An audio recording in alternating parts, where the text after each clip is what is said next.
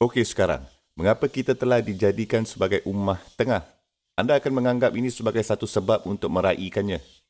Kita ni akhirnya dijadikan ummah tengah. Ya betul, ini memang hebat. Tapi Allah Subhanahu Wa Taala tidak pernah memberikan satu penghormatan atau tidak pernah berikan suatu kedudukan kecuali yang Dia Subhanahu Wa Taala bawa bersamanya banyak tanggungjawab. Jadi di dalam ayah yang sama ini, bukan di ayah yang selepasnya. Kamu bahkan tak boleh habiskan ayah ini tanpa pergi terus kepada tanggungjawab yang datang bersamanya sekali. Wa kadzalika ja'alnakum ummatan wasatah ialah penghormatan yang telah dikurniakannya. Tapi Allah Subhanahu Wa Taala tidak berhenti di situ saja pada penghormatan yang diberikan ini. Sebaliknya, kemudian itu Dia Subhanahu Wa Taala menurunkan sekali tanggungjawab dan beban-beban ke atas kita yang datang bersamanya sekali untuk menjadi sebagai ummah. Kamu tidak boleh menjadi ummah dan katakan Alhamdulillah, itu saja. Kami ni ummah Islam. Allah Subhanahu Wa Taala menjadikan kita ummah. Itu tak cukup. Itu memang tidak mencukupi.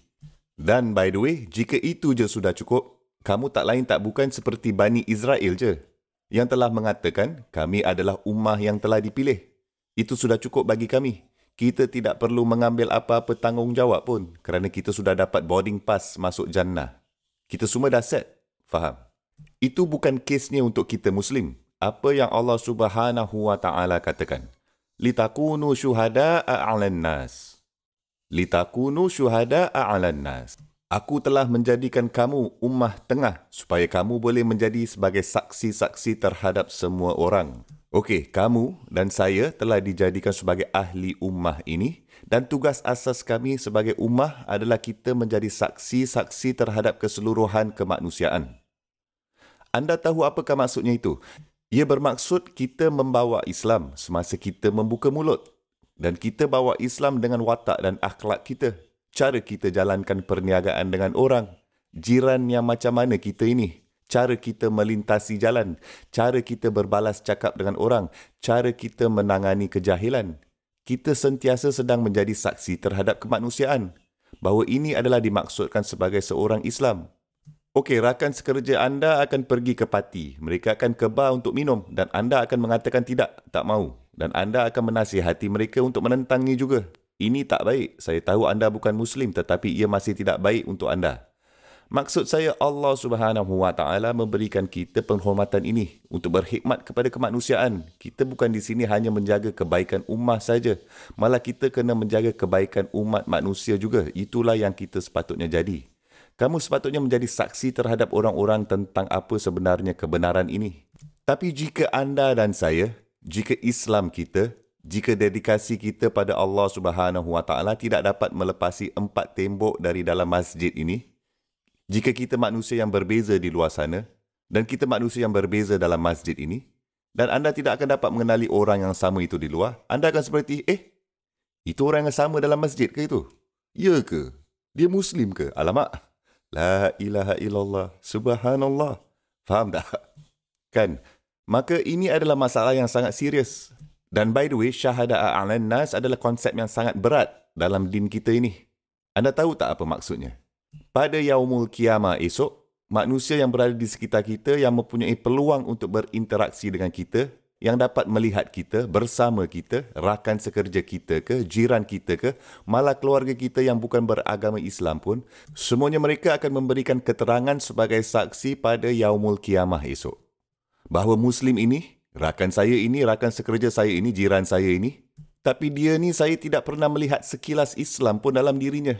Dia ni tak pernah bercakap pun tentang Islam. Bukan salah saya pun.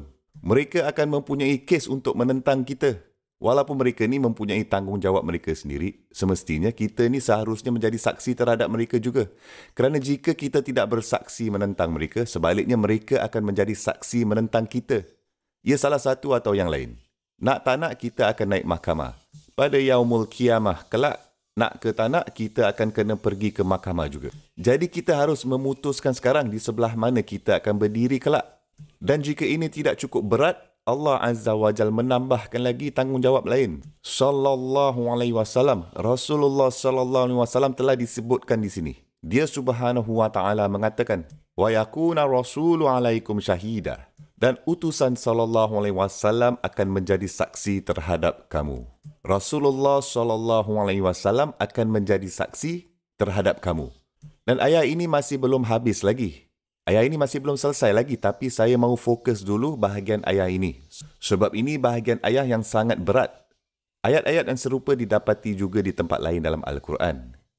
Salah seorang dari penyair Nabi Muhammad SAW antara sahabat-sahabat adalah Hasan ibn Thabit radhiyallahu anhu. Mempunyai suara yang merdu. Beliau SAW biasa menyuruh Hasan ibn Thabit radhiyallahu anhu untuk membacakan puisi untuk membangkitkan semangat pasukan tentera ketika mereka akan melakukan ekspedisi ketenteraan. Beliau SAW sangat sayang akan suaranya sehingga beliau SAW memanggilnya dan meminta, "Ya Hasan, tolong bacakan Quran kepada aku." Dan Hasan radhiyallahu anhu terkejut. "Ya Rasulullah, kau mahukan aku membacakan Al-Quran kepada engkau? Ia didedahkan kepada engkau." Dan beliau SAW menjawab, "Ya, tapi aku suka mendengarnya." Dan Hasan radhiyallahu anhu mula membaca Al-Quran. Dia mula membaca surah An-Nisa, surah keempat. Dan dia terus membaca dan beliau SAW menikmati bacaannya dan Hasan radhiyallahu anhu sampai ke satu ayat. "Fakaifa iza ji'na min kulli ummatin bisyahidin wa ji'na bika ala haula'i syahida." Bagaimanakah keadaannya ketika kami membawa seorang saksi terhadap setiap satu bangsa dan kami akan membawa kamu, bermaksud Muhammad SAW, kami akan membawa kamu sebagai saksi terhadap ini. Ini bermaksud umat Islam. Kami akan membawa kamu sebagai saksi terhadap ini. Hasan radhiyallahu anhu melihat ke atas dan melihat wajah Rasulullah SAW basah kuyup dengan air mata. Dan beliau SAW mengatakan, "Hasbuk, hasbuk, berhenti, sudah. Aku tidak boleh tahan lagi mendengarnya." Beliau SAW menyuruh Hasan radhiyallahu anhu untuk berhenti membaca Al-Quran pada ketika itu. Kenapa? Kerana betapa beratnya kenyataan itu. Bermaksud bahawa Rasulullah SAW akan menjadi saksi terhadap kami. Anda tahu tak apakah maksudnya itu?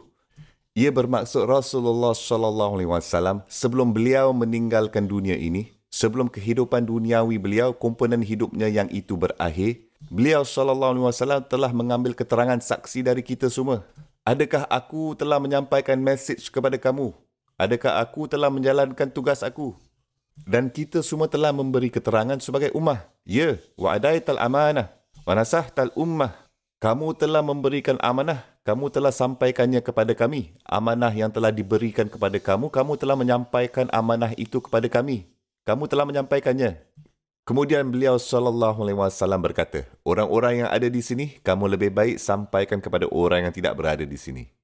Kamu lebih baik menjadi saksi kemanusiaan dan jika kita tak buat kerja ini, teka siapa yang akan komplain tentang kita pada hari penghakiman kelak?" Rasulullah SAW.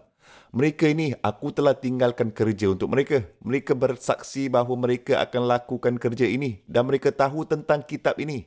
Dan mereka tak bawa kitab ini bersama mereka. Kitab ini tidak mencerminkan personaliti mereka ke? Mulut mereka terbuka tetapi tidak pernah ada kata-kata Allah SWT padanya ke? Tak ada ke? Ini adalah salah satu tempat yang paling menakutkan di Al-Quran. Allah Azza wa Jal berkata mengenai utusannya SAW dan dia Subhanahu wa Ta'ala berfirman, "Wa qala rasulu ya Rabb, inna qaumi ittakhadhu hadzal Qur'ana mahjura." Rasulullah SAW akan mengatakan pada hari itu, "Ya Rabb, bangsa aku ini meninggalkan Al-Quran. Sekarang saya mahu anda menghargai betapa beratnya kata-kata ini." Subhanallah.